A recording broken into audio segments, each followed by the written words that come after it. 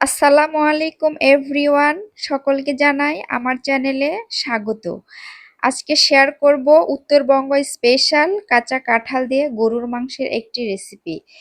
Uttarbanga special এজন্য বললাম, এটি আমাদের উত্তরবঙ্গে অত্যন্ত জনপ্রিয় একটি রান্না। চুলায় প্যান বসিয়ে পরিমাণ মতো সয়াবিন তেল দিয়ে কিছু পেঁয়াজ কুচি দিয়ে ব্রাউন কালার করে ভেজে নিচ্ছি।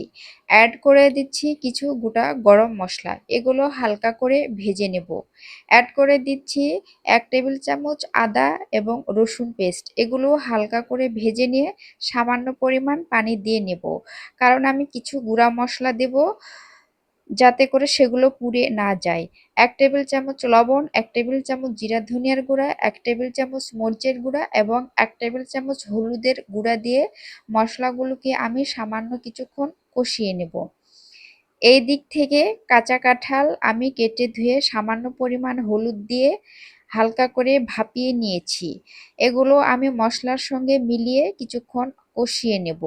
অল্প করে পানি দিয়ে কষানোর জন্য আমি কিছুক্ষণ সময়ের জন্য ঢেকে নিচ্ছি। এভাবে অল্প অল্প করে 2 বার আমি পানি দিয়ে কাঁঠালটাকে কষিয়ে নিয়েছি। এখন অ্যাড করে দিচ্ছি আগে থেকেই রান্না করে তুলে রাখা গরুর মাংস। এগুলো দিয়ে আমি কিছুক্ষণ কষিয়ে নিয়েছি। ফাইনালি ঝোলের জন্য আমি পরিমাণ মতো পানি দিয়ে ঢেকে কিছুক্ষণের জন্য তরকারিটা রান্না করে নিচ্ছি। এ পর্যায়ে এসে একটা কথা বলে নিই, এখন পর্যন্ত যারা আমার ভিডিওটি কন্টিনিউ করেছেন প্লিজ আমার চ্যানেলটি সাবস্ক্রাইব করে নেবেন, আর যারা অলরেডি সাবস্ক্রাইব করে নিয়েছেন তাদেরকে অসংখ্য ধন্যবাদ। আমার তরকারিটা প্রায় হয়ে গিয়েছে, মাখো মাখো হয়ে এসছে। এ পর্যায়ে আমি অ্যাড করে দিব গরম মশলা গুঁড়ি। এর রেসিপি আমার চ্যানেলে রয়েছে, আপনারা চাইলে ভিজিট করে আসতে পারেন।